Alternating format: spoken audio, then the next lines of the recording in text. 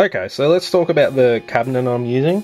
This is a cheapo cabinet. It's a Harley Benton 2x12. It's loaded with two vintage 30s.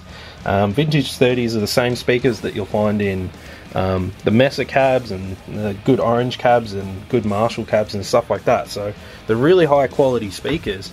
But this cabinet is so cheap that it's actually cheaper to order this from the UK than it is to buy the speakers individually in Australia. So this is a really cheap alternative. Mesa cab retail, it's got to be over $1,000. You can usually pick up a Mesa 2x12 for $800 used or something like that, usually $800 to $1,000. But this only cost me $250 delivered to Australia from the UK.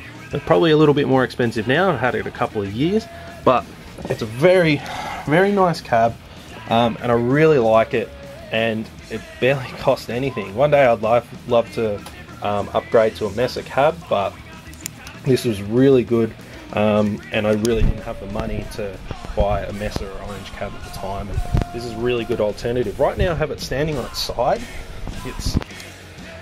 It is a horizontal cab, but I've just got it standing up, a little bit more compact in my room, and then I just pop the amp on top. You can see the grab handles there,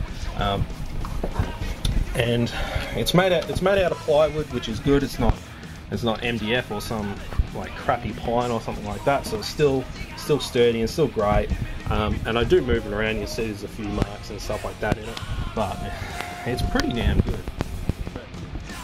Okay, so this is the settings I currently have on my Tubemeister. I have a little bit, the treble is pumped up just a little bit, the mids are backed off just a tad. I said I like scooped tones, but you also don't want to eliminate all the mids, because it does add some extra fullness and it gives you a lot of cut if you're playing with a bass player or a drum kit. And then the bass is up a little bit, and the master you just pump up depending on how loud you want it. And then the gain, I've only got the gain at 12 o'clock halfway, and that's when the overdrive comes in. So without the overdrive, I would need to pump the gain way up. But with the overdrive, I can back it off and get some more clarity and some more tone out of it, and it doesn't sound as fizzy. So I back it off to about there, and then I hit it in the front end with my overdrive. Okay, and then the clean setting, I have the volume on max no matter what, and then the gain at about 12 o'clock, and that just gives me some volume. Okay, so I'll set the camera back up, and then I'll give you some tones and some more rundown on those. So this is really important. If you're trying to get a really good metal tone, don't just go all the gain and then go, oh, I want it to sound really, really heavy and lots of bottom end, and then pump the bass and like, oh, I want to sound like Metallica, so I'll take out all the mids. It doesn't work like that. The best thing, there's a couple of ways that you can dial in your tone. You can either start everything from 12 o'clock, like that, and then dial the suit, which is what I do, or you can take everything back to 0 and then bring it in slowly. But what I like to do is put everything at 12 o'clock and then just shape it a little bit. And the reason why I'm only shaping it a little bit is because I've got my EQ pedals. So my EQ pedals are my fine tuning devices, and because of my switching system, I don't really have to worry about dialing the amp in very much on the amp itself. I can use my EQ pedals to change my tone.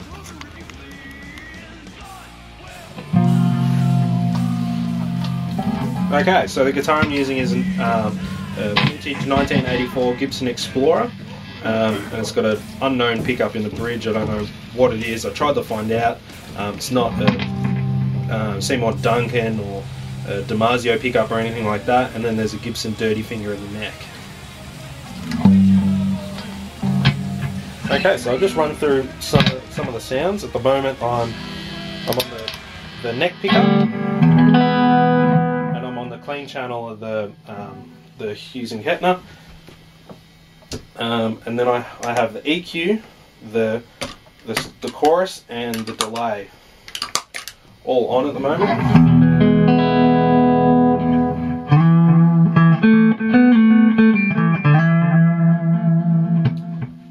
turn that off with, I can bypass that loop with the bias, the bypass.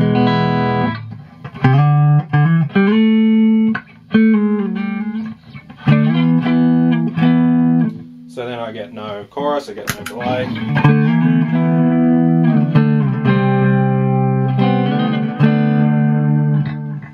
And if I want to hit the front end a little bit harder, and hit the overdrive, which is another sound.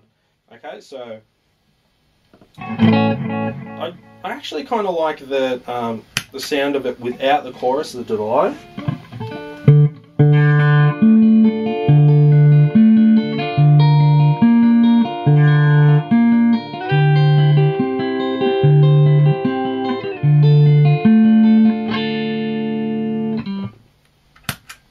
But if I have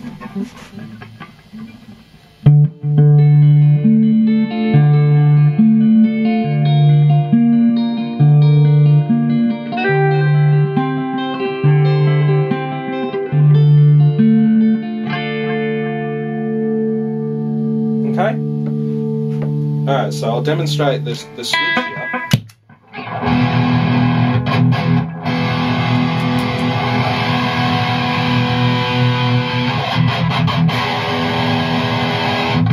So I'm in the 18 watt setting still on the dirty channel. I'm just going to pick up the volume a little.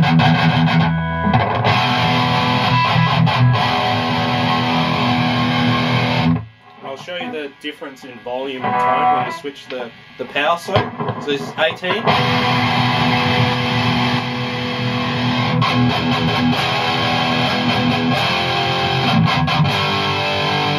So that's on one way.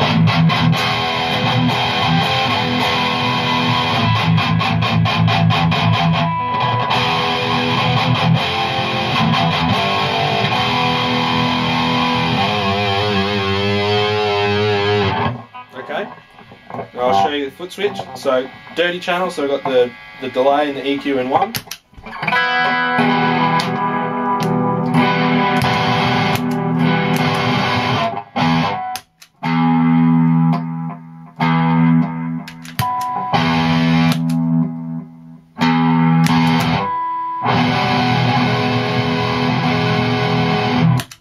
And if I haven't got that engaged,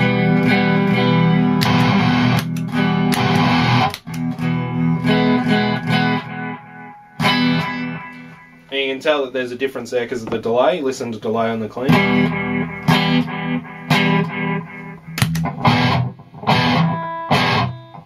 I can put the delay on.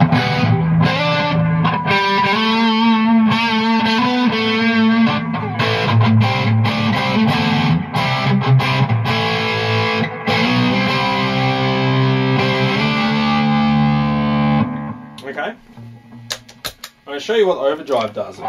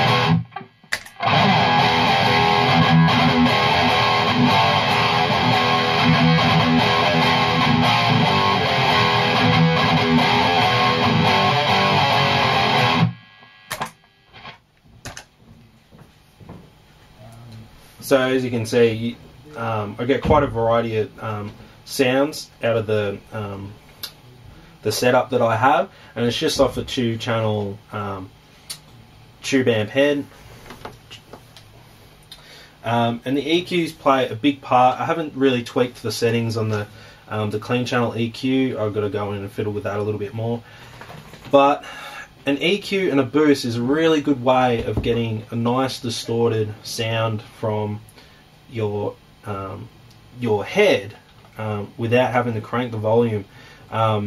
Because a lot of the saturation and distortion comes from the power section of a tube amplifier, it's important to, if you want to play at low volumes, you want a lot of that coming from the preamp. And the problem with getting all your gain from the preamp is that if you crank the gain, you get a lot of fizz and a lot of buzz.